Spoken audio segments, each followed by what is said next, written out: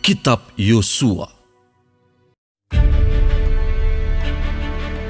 Setelah terdengar oleh Adoni-Zedek Raja Yerusalem bahwa Yosua telah merebut Ai dan telah menumpasnya, seperti yang dilakukannya terhadap Yeriko dan terhadap rajanya, demikianlah juga dilakukannya terhadap Ai dan terhadap rajanya. Dan bahwa penduduk kota Gibeon telah mengadakan ikatan persahabatan dengan orang Israel dan diam di tengah-tengah mereka. Maka sangat takutlah orang, sebab Gibeon itu kota yang besar, seperti salah satu kota kerajaan, bahkan lebih besar dari Ai, dan semua orangnya adalah pahlawan.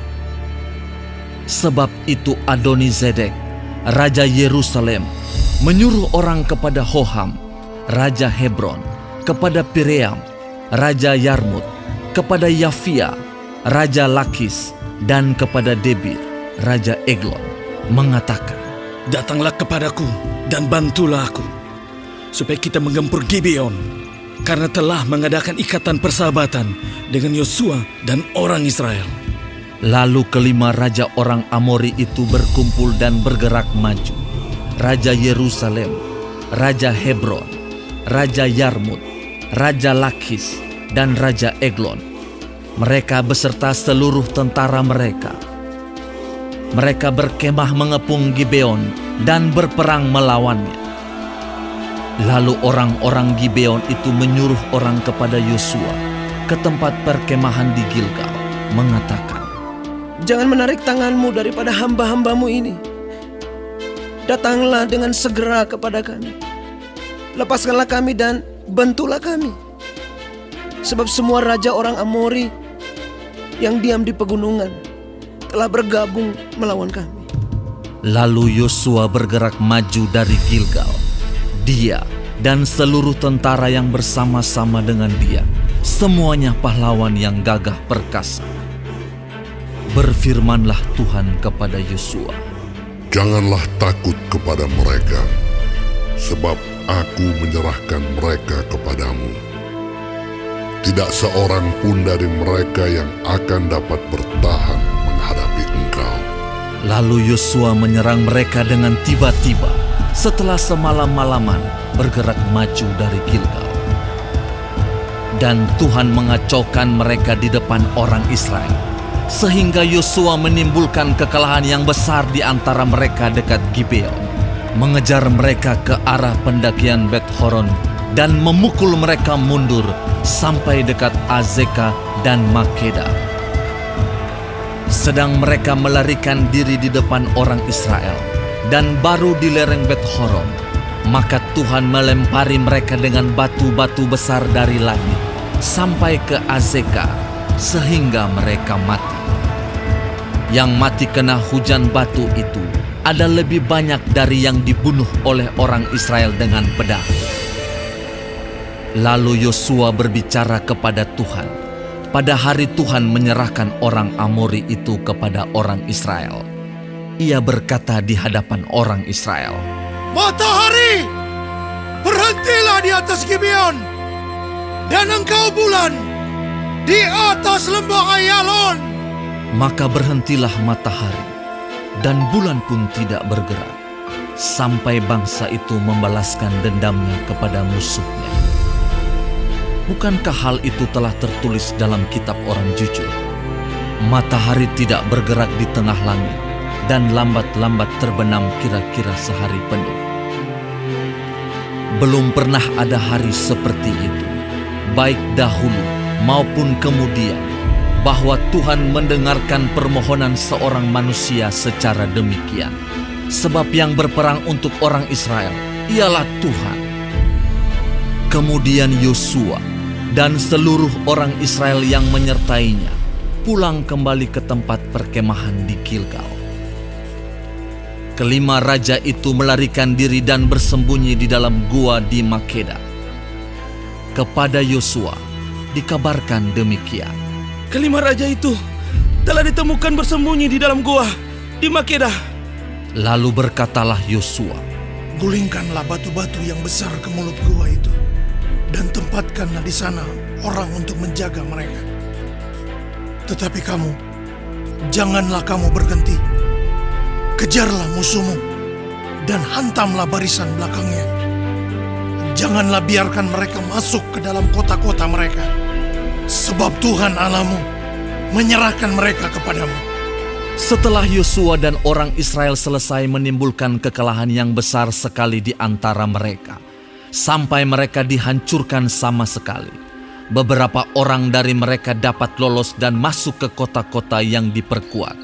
Pulanglah seluruh bangsa itu dengan selamat kepada Yosua ke tempat perkemahan di Makeda. Tidak ada seorang pun yang berani melemparkan kata-kata ancaman terhadap orang Israel. Kemudian berkatalah Yosua, Bukalah mulut gua dan keluarkanlah kelima raja itu dari dalam dan bawa kepadaku. dilakukan oranglah demikian. Kelima raja itu dikeluarkan dari gua itu dan dibawa kepadanya. Raja Yerusalem, Raja Hebron, Raja Yarmut, Raja Lakis, dan Raja Eglon.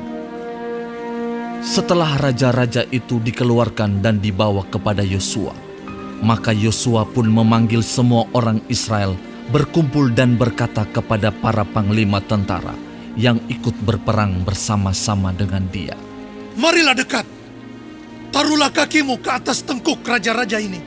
Maka datanglah mereka dekat dan menaruh kakinya ke atas tengkuk raja-raja itu. Lalu berkatalah Yosua kepada mereka, Janganlah takut dan janganlah tawar hati. Kuatkan dan teguhkanlah hatimu. Sebab secara itulah akan dilakukan Tuhan kepada semua musuhmu yang kamu perangi. Sesudah itu, Yosua membunuh raja-raja itu dan menggantung mereka pada 5 tiang, dan mereka tinggal tergantung pada tiang-tiang itu sampai matahari terbenam. Tetapi menjelang matahari terbenam, atas perintah Yosua, mayat mereka diturunkan dari tiang-tiang itu dan dilemparkan ke dalam gua, tempat mereka bersembunyi. Lalu mulut gua itu ditutupi orang dengan batu-batu besar yang masih ada sampai sekarang. Pada hari itu, Yosua merebut Makeda, dan kota itu dipukulnya dengan mata pedang, juga rajanya. Kota itu dan semua makhluk yang ada di dalamnya ditumpasnya. Tidak ada seorang pun yang dibiarkannya lolos. Dan Raja Makeda diperlakukannya seperti telah diperlakukannya Raja Yeriko. Kemudian Yosua dengan seluruh Israel berjalan terus dari Makeda ke Libna, lalu memerangi Libna. Dan Tuhan menyerahkan kota itu juga kepada orang Israel beserta rajanya. Yosua memukul kota itu dan semua makhluk yang ada di dalamnya dengan mata pedang. Tidak ada seorang pun di dalamnya yang dibiarkannya lolos, dan rajanya itu diperlakukannya seperti telah diperlakukannya Raja Yeriko.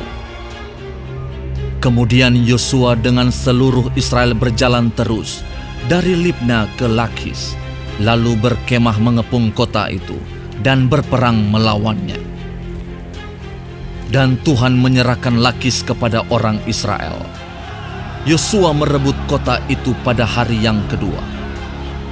Kota itu dan semua makhluk yang ada di dalamnya dipukulnya dengan mata pedang, tepat seperti yang dilakukannya terhadap Libna.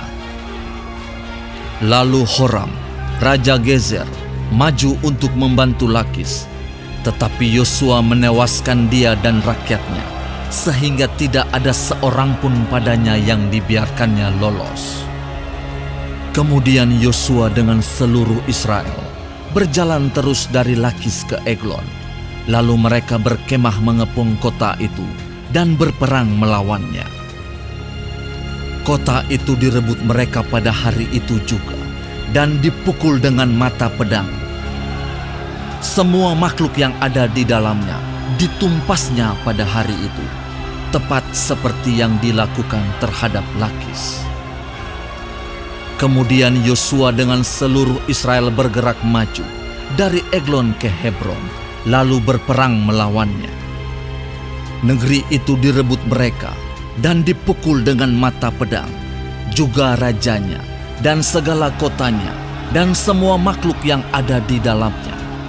Tidak seorang pun yang dibiarkannya lolos, tepat seperti yang dilakukannya terhadap Eglon. Kota itu dan semua makhluk yang ada di dalamnya ditumpasnya. Kemudian Yosua dengan seluruh Israel kembali ke Debir, lalu berperang melawannya. Negeri itu beserta rajanya dan segala kotanya direbutnya dan dipukul dengan mata pedang. Semua makhluk yang ada di dalamnya ditumpas mereka. Tidak seorang pun yang dibiarkannya lolos. Seperti yang dilakukannya terhadap Hebron, demikianlah dilakukan terhadap Debir beserta rajanya, sama seperti yang dilakukannya terhadap Libna beserta rajanya.